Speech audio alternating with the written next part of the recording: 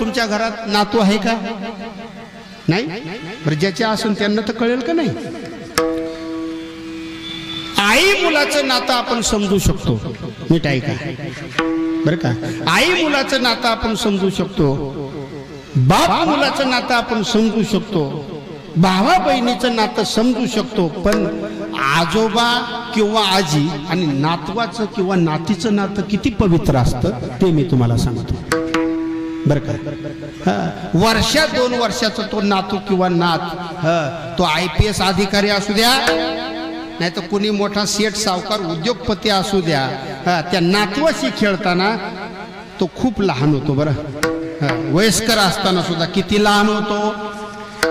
Cart जर आगाव असतीलच ना घरात, आल वयामध्ये असणारा नातू किंवा नात, त्याच्या वृत्तीमध्ये काम नाही, क्रोध नाही, लोभ नाही, मद मत्सर अहंकार काहीच नाही.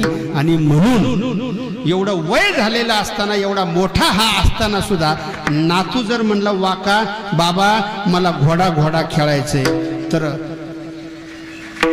काय चुकतंय काय? हे वाकल्याशिवाय राहत नाही. बरं, मी काय हे सांगतोय, कारण किती मोठी व्यक्ती असली तरी त्याला आनंद द्यायचा आहे आणि यालाही आनंद भोगायचा आहे, त्याला वाकल्याशिवाय काही नाही, पर्याय नाही.